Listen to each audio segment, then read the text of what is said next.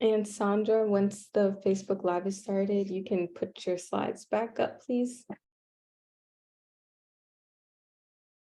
Okay, I will do. Thank you. All right, everyone.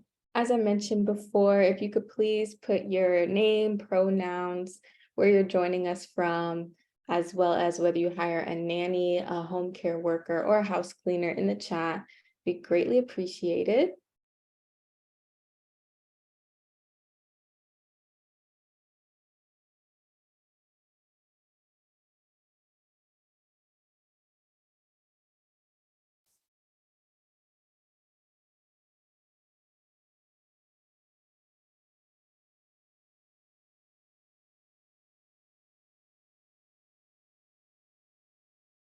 Hi, Miss Virginia.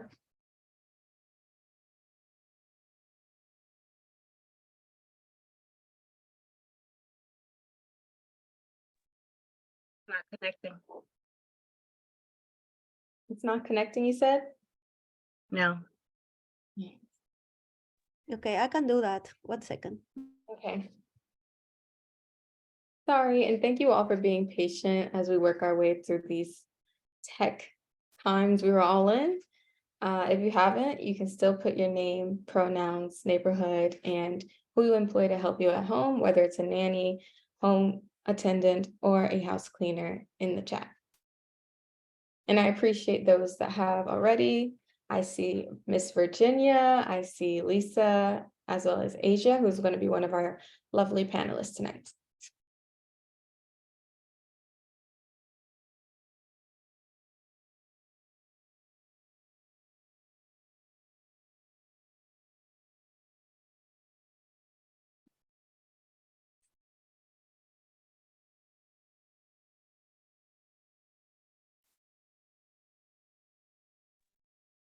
Can you see the slide? We can. Okay, correct. Sorry. Wow. Hello, Monica, or Maria Monica. My apologies. This is interesting. It says you're working on a project about nannies in New York City. That's awesome.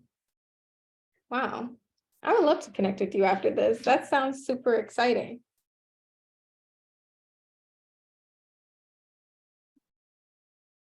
Okay. Let me know when we're ready to go, Tati and Sandra. We're ready to go. We are recording. Okay.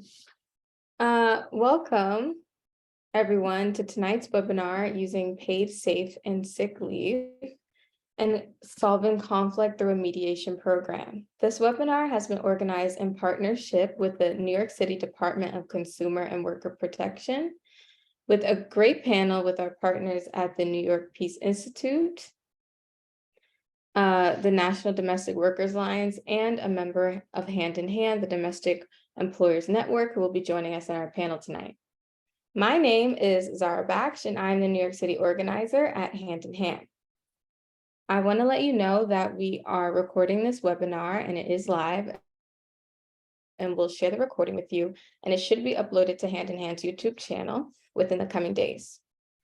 If you haven't had the opportunity to already, once again, we would love to know who's joining us tonight. So if you haven't, please put your name, preferred pronouns, and neighborhood where you're joining from in the chat. Please also share if you're an employer of a nanny, house cleaner, or a home care worker, or you're planning to hire support at home.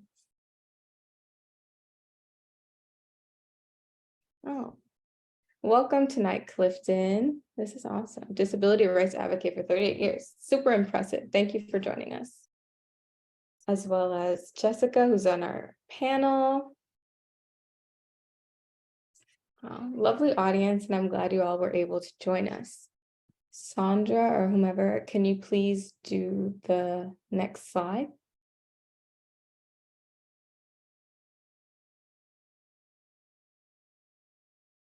You can keep going. All right. Tonight, we continue with our 2023 Education Implementation Program webinar series, My Home is a Fair Workplace.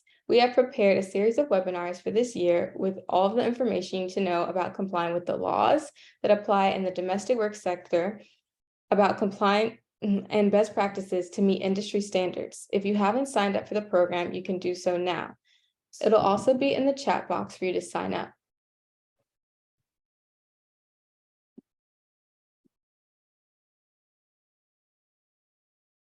And you can check the chat for that. It should be in there soon.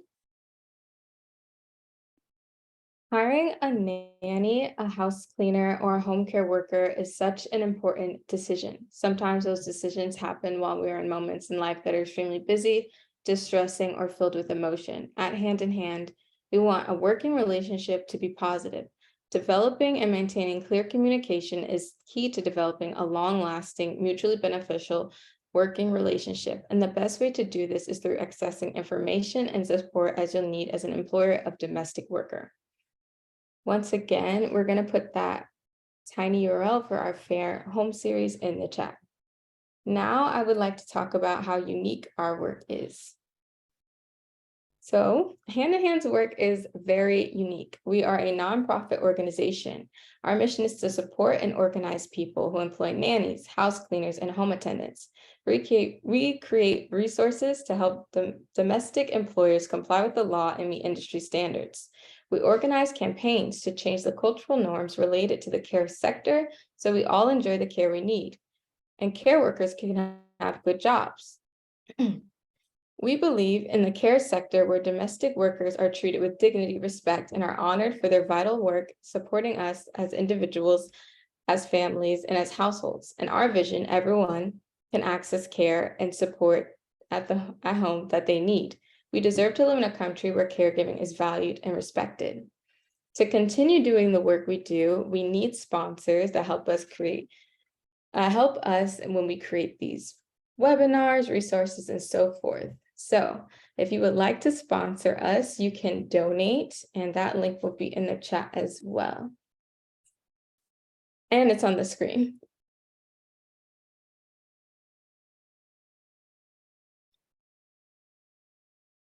Okay.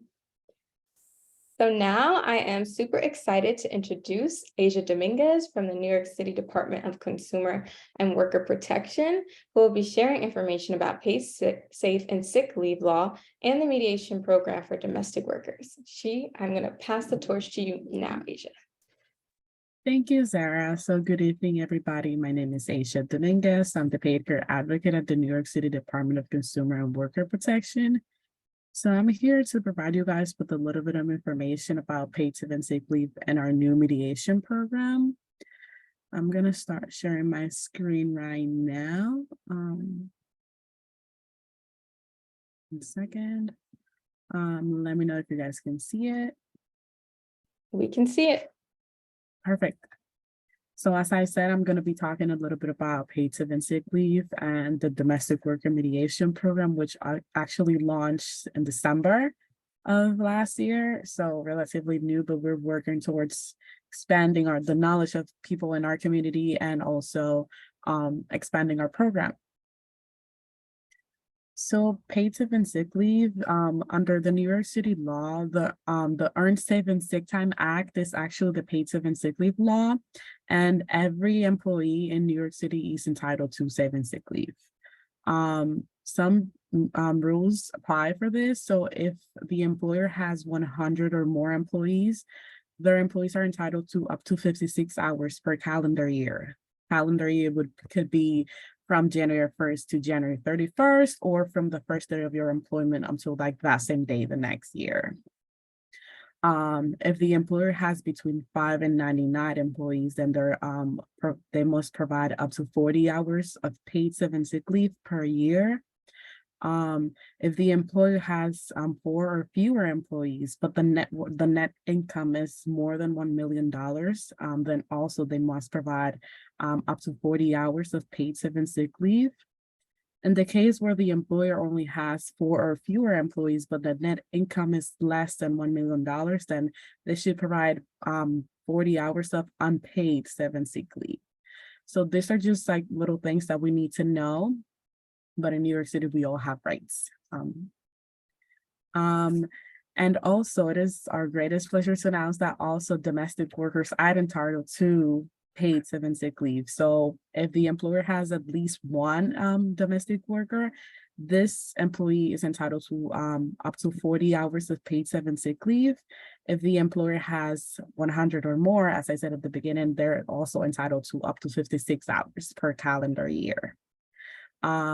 The rate that the employees are accruing this time is 1 hour for every 30 hours that they work. For example, if in the last few weeks, for example, Zara has been working at least like 60 hours, then Zara has accrued some 2 hours for paid 7 sick leave.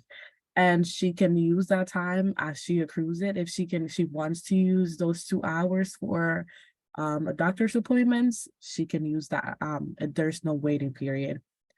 And also written in the law, there's no place for retaliation. Retaliation is any negative impact on the employee because they took sick time or any negative impact on the employment at all. So this is not this is something that is penalized on the Earned Saving Sick Time Act, which is the paid 7 sick leave law. And just to get our topic started, I have a question here. I want to know, what do you guys know, if anything, about paid 7 sick leave, or if you knew about this like at all, or anything that you knew prior to this webinar or this discussion about paid 7 sick leave. You can put it in the chat and we will be monitoring. Or yes.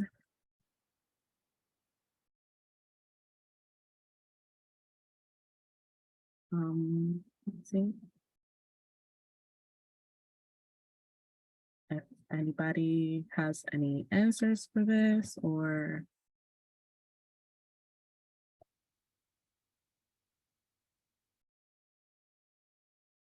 you're muted, Sarah. We have a question. Okay. So maybe we should save this, but someone wants to know if this applies for home health aides. The paid 7 sick leave law, yes, it applies to all employees in New York City. And they also want to know if, we'll save this for the end because we'll save this, but they don't have any answers for paid safe and sick. Okay, I'm just gonna move forward with our presentation. All right. So that's, I don't know why this is all cramped, but as I said at the beginning, that we have a new domestic workers mediation program, which is a free service provided by our agency, DCWP, and it's an alternative of litigation for domestic workers only, those who are employed by a private households.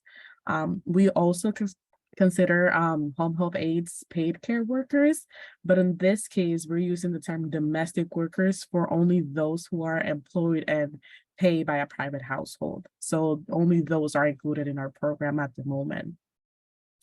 It's important to know that this program is completely voluntary for both parties. And the issues that can be resolved in this program are the unpaid wages, minimum wage and overtime, paid 7 sick leave violations, or any retaliation. It's important to know that in the mediation, we're going to have an attorney, or a paid care attorney, Eduardo Segura, and he's going to be there to try to resolve the paid 7 sick leave, because that's the law that our department has jurisdiction on.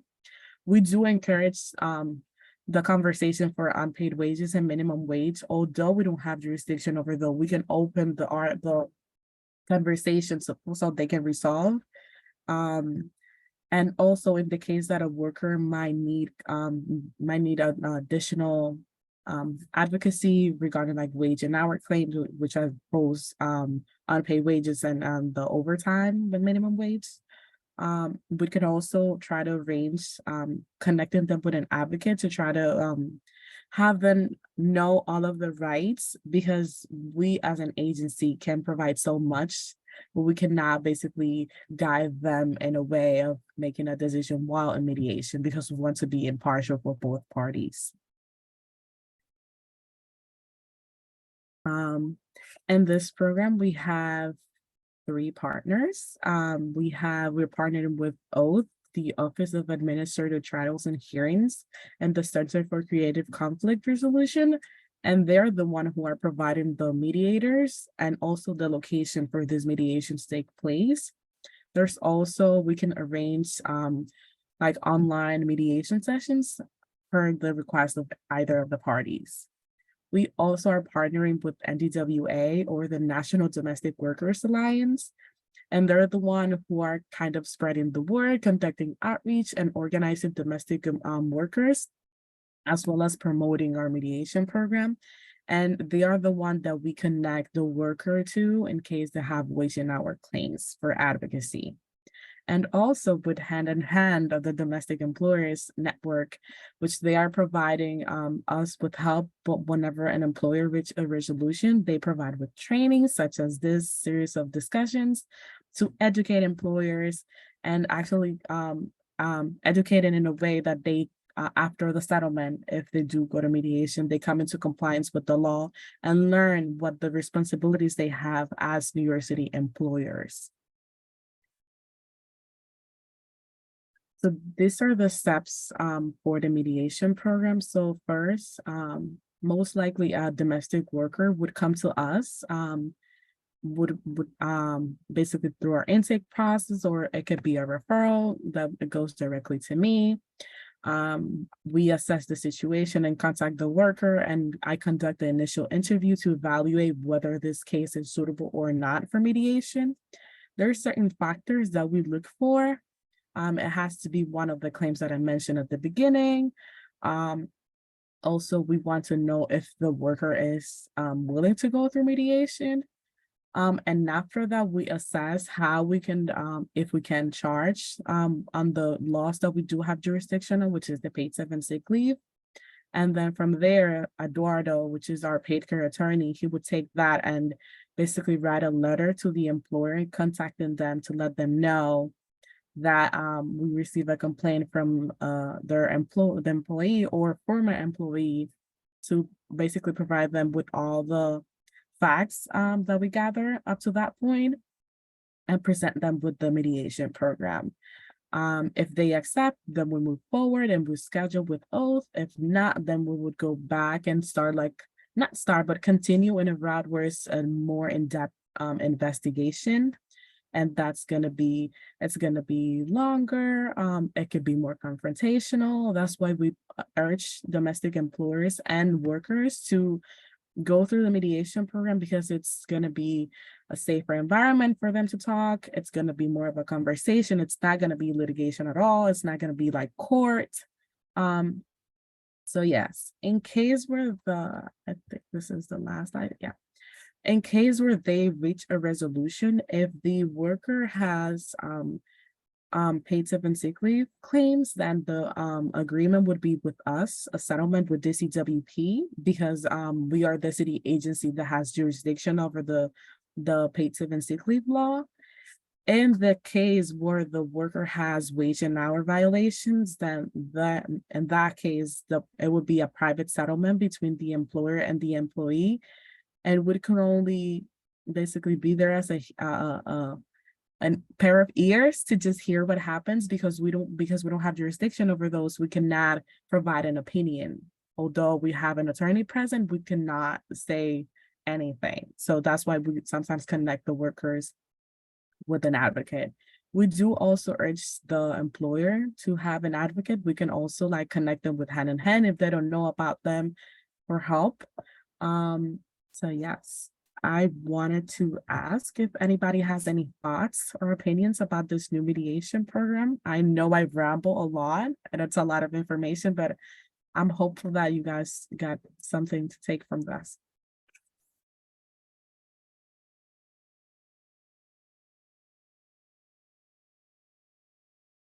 And you all can always put any questions about that in the Q&A, as well as drop any concerns or any feelings about that in the chat.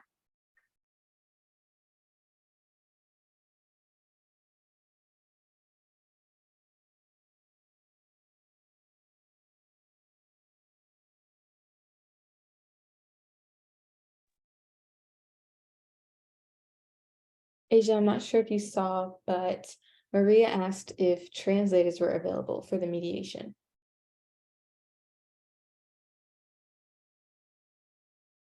So yes, I'm so sorry. I was just trying to work it out with this technology. So yes, and I'm actually fluent in Spanish. So in the case where the worker is a Spanish speaker, also our attorney is a Spanish speaker, so would be assistant then. We also have language line and other interpreters available. In the case where the worker only speaks, for example, Nepali or Chinese or Portuguese or anything like that would make that accessible for the worker, because our main purpose is for them to feel heard and for them to resolve their issues with the employer. We want for them to have a healthy relationship if they want to continue with that route. We want them to be at least amicable with each other. We don't want them to have issues in the future where it could have more repercussions. So we want them to have a friendly relationship afterwards if they continue to be close to each other. So yes, we do have translator and mediation.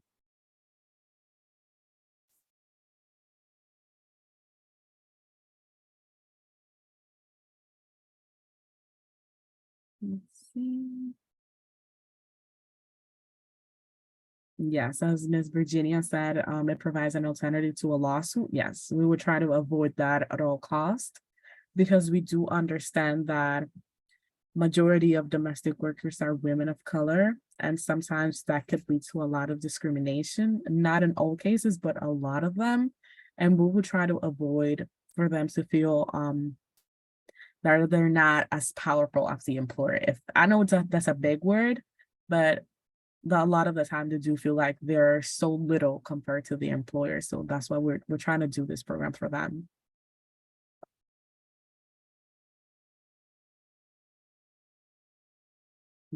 I see no more questions. So here's our contact information. This is our general contact information. People can always call 311 and say domestic workers or workers, and they would reroute the call to our division, OOPS, or they can send questions or complaints to our email, oops@dcwp.nyc.gov. In case they have any questions or they want to access our materials like the mediation flyer, the domestic worker, like the workers' bill of rights or any other things, they can always visit our website, nyc.gov/workers. Also, at the end of this presentation in the chat, I'm going to put my information. So in case you guys have any questions, specific doubts or anything like that, you can always reach out to me. I'm always there. And if I cannot reach you within like a day or two, just wait patiently. I'm always like on top of my stuff and reaching out to people and answering questions.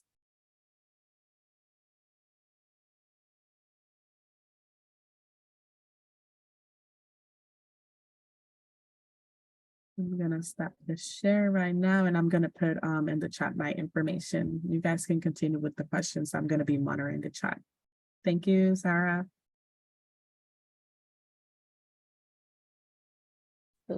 Thank you, Asia. That was super knowledgeable, and I think we're all coming off of that presentation just so much more aware of what's out there for us, including the mediation program. With that, you can use hand-in-hand sample work agreements as employers of nannies and house cleaners. In these templates, we have included paid sick and sick leave, as well as other legal responsibilities that employers need to comply with. You can download it for free in the links that appear in the slides, and also it will be linked in the chat box. And this is just a quick overview of what they look like. All right. So we actually have a few questions in the chat and in the Q&A. So we're going to have some of those as well as some of our prepared questions.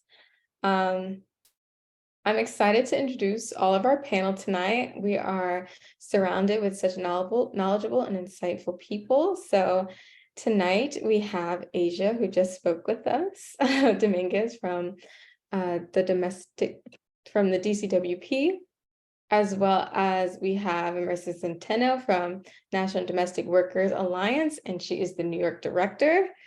We have Jessica Lopez who is the program manager of the Community and Civil Court Diversion Program at the New York Peace Institute, as well as Lisa Bernstein, who is joining us as a Hand in Hand employer leader, and she will be speaking to the employer side of this discussion. So we have a very stacked panel with lovely people with very long titles. So let's get into this. Quick question before we answer some in the chat. I just wanted to start off by asking our panel about any reflections they have about paid safe and sick leave in the city of New York, as well as did you have paid safe and sick leave in your past job? Do you have it at your current job? If you haven't had paid safe and sick, how was that experience and how did it impact your experience working? And I'm going to open the floor for Marisa to start us off. Good evening, everybody. It's so nice to be here tonight. I'm Marisa Centeno. I am the National Domestic Workers Alliance New York chapter director, and our members are domestic workers all across the city and state. They are caregivers, nannies, and house cleaners. And to your question, Sarah, thank you. So many of our domestic workers never had paid safe and sick leave as part of their work contract or as a standard in the workplace. And even with inclusion in this law, it's really important that workers and employers understand and know that they have access to the paid days off, right? And what the paid days off mean? What does it mean to have safe and sick days, right? That you can have full needs as a human being, right? And that those needs, when they are met, really will provide a safer and healthier environment for the workplace, for the people that they're caring for, right? Maybe they caught something from caring for the children and you need a few days to recover. Maybe you don't want to pass that on to the person that you are caring for, right? Because many of our workers work with vulnerable populations, such as elder populations. So you want to be sure that not only is this like addressing the humanity of the worker, right, and the workplace, but that we're also understanding that those that are being cared for have this need as well. And so for myself, I've had employment in the past where I did not have paid leave for sick leave, and that affected whether I was able to get better or not. And I remember an instance where I did not have paid sick leave, and I actually got sicker because I wasn't able to take the time off. And that ended up me being out of work longer than it should have. And so for domestic workers, sometimes it means losing your job. And when you lose your job, you have to start from zero. There's no reason for that. So we really love the combination of the discussion between this and the mediation clinic, right? Because communication is there. Professional relationships can be mended, can resolve and move forward, especially with a tool so powerful as the mediation clinic. So I will leave it at that for the rest of the comments, but thank you. We're so excited.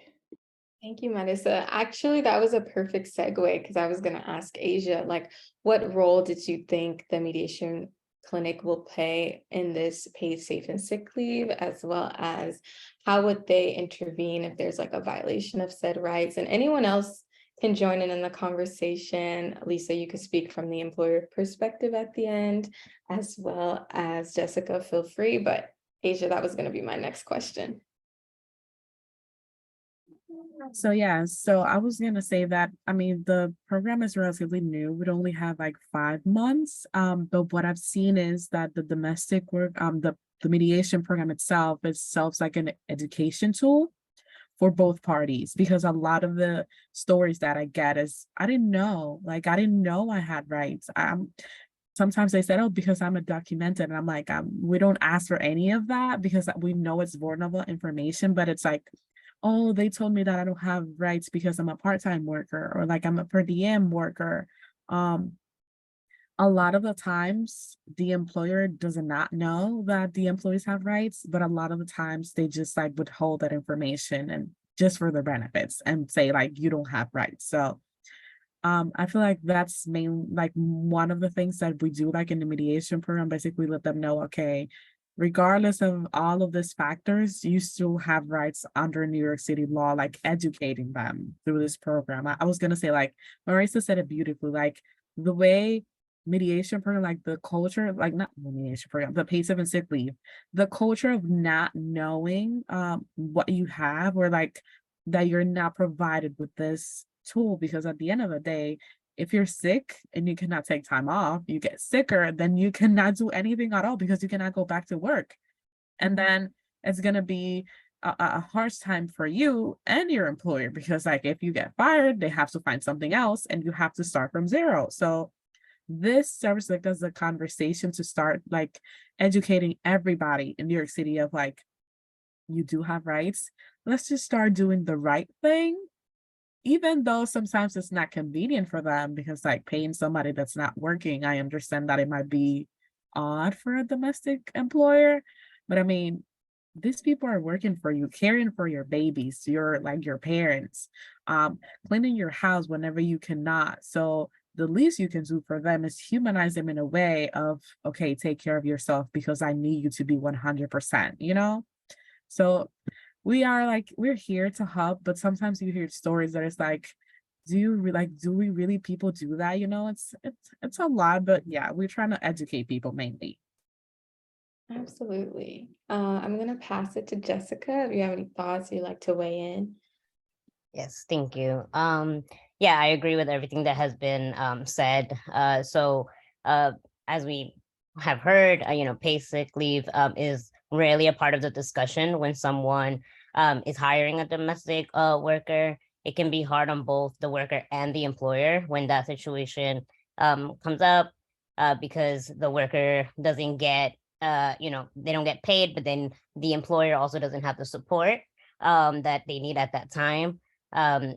You also don't want to force your workers to come in if they're sick. And, especially with now, with everything that's happening in the world, so many illnesses, it's important not to have them, in your home caring for your loved ones. These are important conversations, ideally to have before entering the employer-employee domestic worker relationship. And although they can be tough, we can see, how mediation is an essential tool to kind of setting those like boundaries and like getting that clarity beforehand. Absolutely. I really echo the sentiments of mediation being a useful tool in creating a very symbiotic relationship between worker and employer. And with that, I would like to ask Lisa how you have integrated a paid safe and sick leave agreement as an employer. How does that impact your worker-employer relationship? Hi. Well, actually, to be honest, many, many years ago when I had a nanny who cared for my children, we didn't have any kind of agreement or any kind of discussion. But actually, we kind of felt like we were co-parents. And if she was sick, then she was sick. And she stayed home and I took care of the kids. And when I was sick, I stayed home and she took care of the kids, because we built a really special trusting relationship, because she was caring for my children and I had to care for her the way she cared for, because it was more than employment. But unfortunately, as I as my kids got older and I met other employers and employees, I saw that I was kind of Pollyanna in my thinking of what that relationship could be. It was clear to me that there were many parents who had very high power jobs and had negotiated incredibly great benefits packages for themselves, who had never thought twice about even asking someone who was clearly sick if they wanted to go home. And it became clear that without these rules, people, I think a lot of it's unthinking, and a lot of it is that it's really easy to dehumanize a person when you don't see them as a person and you haven't built a relationship with them that's personal. And that's it's complicated when somebody works in your home. There's all kinds of reasons that you would say this person does this and they can show up because that's their job, but we're all human. And during COVID, it became really clear to me. It's when I joined Hand in Hand, because I could see that there were a lot of domestic employees who'd been laid off without a thought of how they were going to live. And it was heartbreaking. So it's been really exciting to watch this program grow from just people deserve to have rights, and if they're sick, they deserve to have paid days off, to this fabulous mediation plan. So when I hired a caregiver for my mother-in-law who has Alzheimer's, I learned that I had been mistaken, that I really should be really open and explicit, and together we should create a plan that also included, and when you are sick, here's some backup thoughts. And if you need time, tell me, because then I can plan. And so the more that we were able to talk to each other beforehand, the better. And I have to admit, my mother-in-law's caregiver was really nervous and uncomfortable to have conversations about this. She kept saying, oh, it's fine, whatever. But I realized it's because she's such a caring, loving woman that she didn't want to imagine that she wouldn't be there to take care. And so I needed to say, no, we have to put this in writing so you feel comfortable and confident that you have these rights. And I think that's why, I guess that's why I love working with Hand in Hand, because I think it's important for employers to understand how much power they have over an employee who is a person who they care. The caring is, I can get a little weepy about it, but it's a very powerful job. And it's the employer's job to make sure that the employee has what they need in order to be able to do their job well. And when one of them or the other is having trouble communicating, it's, I think, really exciting that instead of going to that kind of legal, very American way of saying, we're going to argue about this now, that there's this third way of, we're going to discuss it with some help. So that's my take on the whole thing. Thank you for that, Lisa. And I appreciate your transparency about not previously having an agreement. I respect. Well, it was 170 years ago when I was young, so. So thank you for sharing.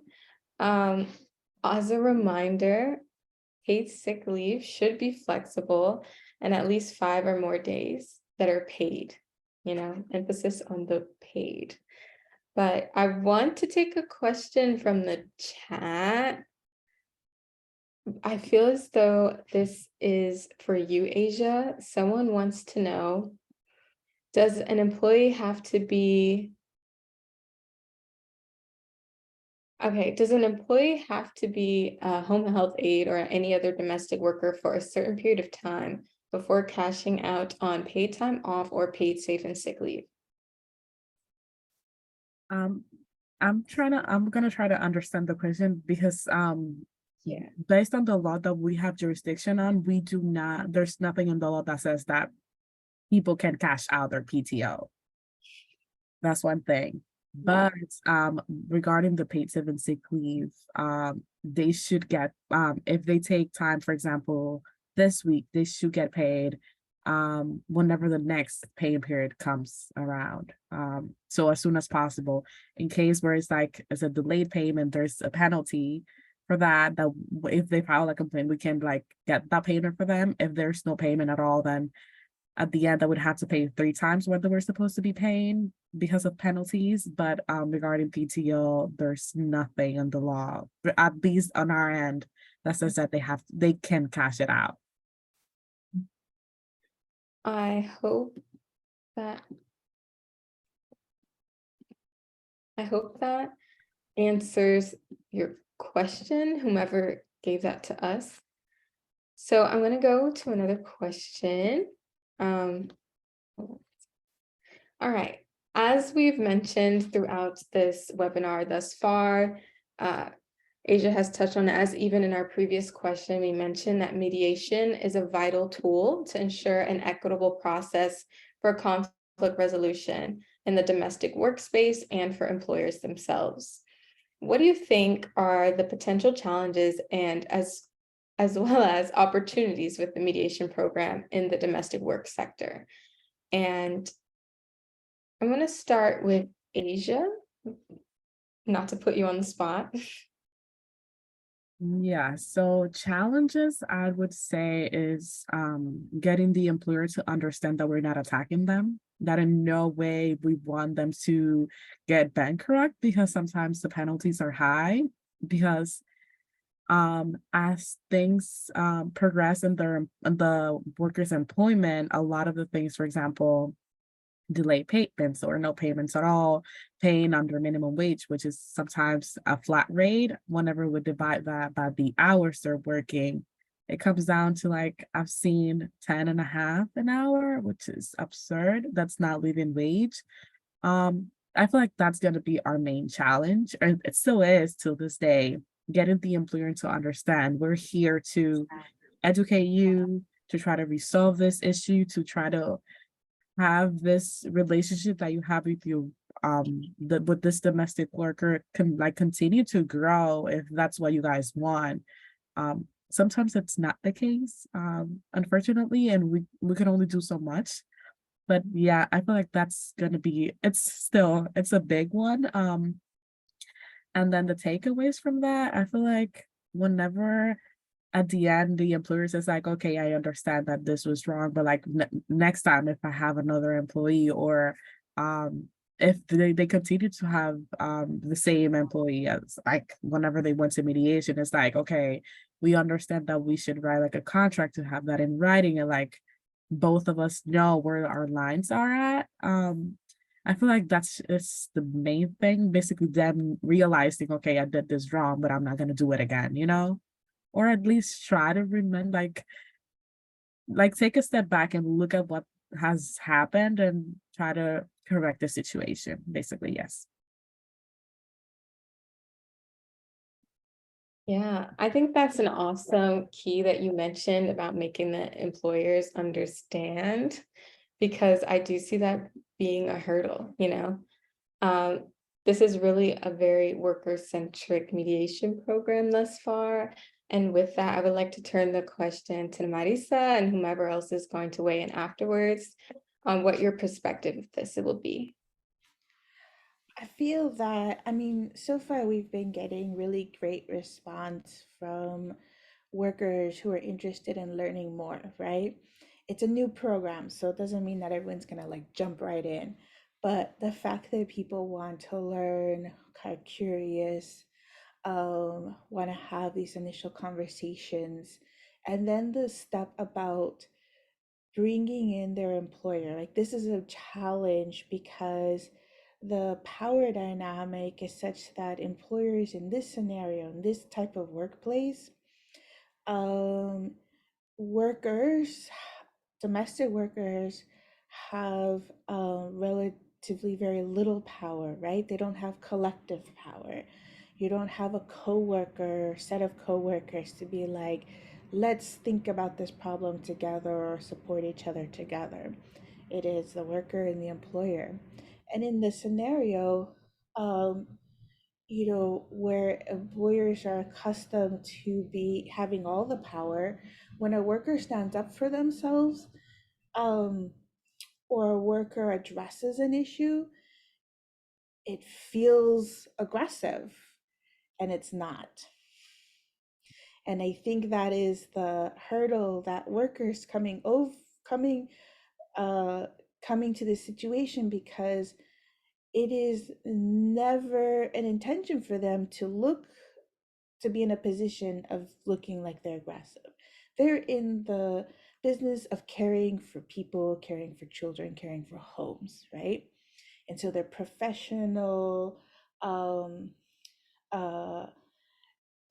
their profession depends on being good standing with their previous employers, and communication is such like a skill.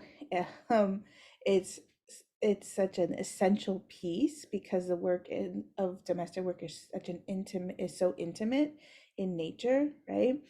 That I love the way that the mediation clinic really kind of like centers the need for communication. And sometimes you need help communicating, right?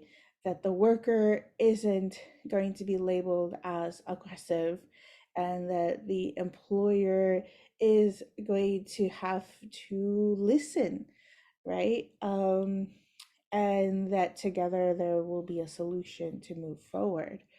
So I find that the challenge is like, moving forward, how do we make communication a much more essential piece to any domestic workspace, right? And communication is comes in different forms. It comes verbally, but it also comes in the form of a contract. It comes in the form of a complaint. It comes in the form of addressing a problem. It comes in many different forms, and that in of itself is not a bad thing, right?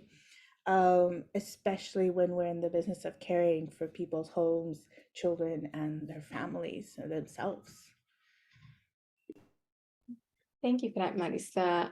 One thing that really stuck out to me is you mentioned that employers will have to listen, and that in listening, it's not taking what the worker is saying as aggressive, because it's not. And I wanted to ask Lisa, as an employer, if you were someone that was in this mediation program, how do you think employers would take this mediation program? Because ultimately, typically, it's the worker raising the issue and concern. So what is the expectation that you would think would be received, or how would you feel in this experience? Well, I think it's going to be really wonderful as this grows and people come to understand it, because I don't know if you guys have ever gone on Facebook and seen all of the employers complaining, I saw the nanny do this, we had this, I think that what ends up happening is that employers talk to one another and make up stories about what's going on in the employee's head, and feel very justified in their whatever feeling they're having. And I think they're just as frustrated with communication as sometimes the employee is, because there are different cultures, there's different expectations, there's different knowledge.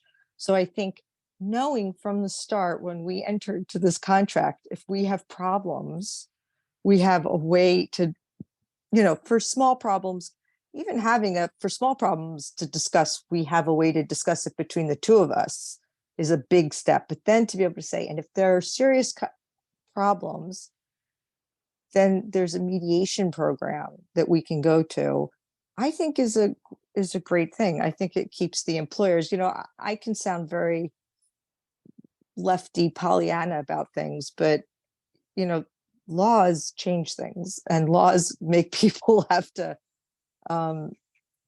follow the law or to be punished. And so when people start to understand this is the norm and this is what you have to do, many people will change their attitude and the way they deal with things. But when there is a program that will hold them to it and won't punish them, I think people will start to come to this in the same spirit, in a really different spirit. That's why I think it's so important. And the communication is so key to, you know what? I've never had a job. I've been an employee and an employer. And as an employee, my most miserable jobs were when I had to try to figure out what the heck my boss was thinking. And was I doing a good job, and nobody was telling me anything. So the more that we can actually support this kind of communication, and mediation is just a form of, it's a better approach. It's really very exciting to me that but I think it's really important that it starts to feel like something that exists, that, you know, you weren't told, somebody didn't tell on you. It was the option that we went to because we had a disagreement. Yeah. Was that clear? Did that? I really love this key thread of communication because, yeah, it really does all start there in the form of a conversation, a contract. It makes things very clear and expectations, well, in short, communicated. And I wanted to pass the baton to Jessica if she wanted to weigh in about the conversation between worker and employers, mediation program, overall the necessity of communication in these spaces.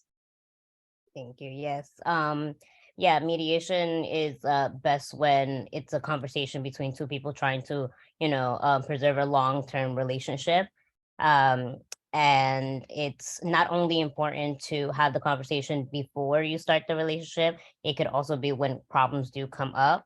There are some challenges. I think the major challenge is kind of getting both parties to actually agree to having the conversation. And making sure that people know that mediation exists. A lot of people do not know that mediation exists. But once both parties agree and are familiar with the process as an immediate potential resource, there are more opportunities to have these productive conversations. So some of the opportunities are, there are a language barrier. I think someone mentioned that earlier. So there are, for mediation, we do have interpreters to kind of help ease that communication gap. It's an opportunity also to have a neutral party who is not invested in the relationship at all to kind of center the conversation and facilitate the conversation. You can also come up with creative solutions that works for all parties involved. You stay out of the court system, which is great. It's what we try to do. And yeah, it protects the relationship for long-term relationship. So yeah, mediation I think is great for these types of conversations. Thank you, Jessica. It's been awesome getting all of you guys' perspectives, weighing in. We're sadly coming to our last minutes, but I did have a question from the chat, and I'm just going to direct this to you, Aisha. For one, someone wants to know, how many mediators do you use? As of right now, we have actually our first mediation to go on May. So our mind right now it's towards one person, like one mediator. It would be I'm pretty sure for this one it's like a couple that were the employers, and then there's the worker and their attorney. So in total it's gonna be like between, like in the whole mediation sessions, it would be like between 5 and 6 people, but it would only be one mediator. As of right now, that could be that could change, but as of right now, it's just one mediator. All right. I want to thank all of you all for being on our panel. Thank you to each panelist so much. Special thanks to the Department of Consumer and Worker Protection, especially Aisha, for your lovely presentation. Thank you so much. If you liked what you heard tonight and would like to sponsor our work, please donate or become a sponsor so we can continue offering trainings and webinars about this fair employment to educate lawmakers about home care investment, like we did the past few years by delivering hundreds of care stories to legislators and ultimately winning. There is a link in the chat to make membership contribution today. It's been linked before and we will link it again. So please help us, please sponsor us and help us continue the work that we do. I wanted to thank all of our panelists and you all that attended tonight. And I want to thank you all for ensuring your home is a fair workplace. Our next webinar will be on May 11th at 8 p.m., which is about transitioning out of childcare, best practices for ending work with a nanny. You'll be learning best practices and tips about implementing a fair termination policy to prevent unjustified firings and ensure fair severance package when your family transitions out of childcare. That will also be linked in the chat. So once again, if you please sponsor us if you like tonight's webinar and you want to help us continue the work we do, and the sign up for May 11th will be in the chat.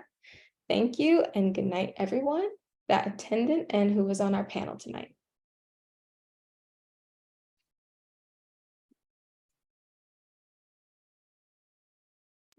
Thank you Thank so much.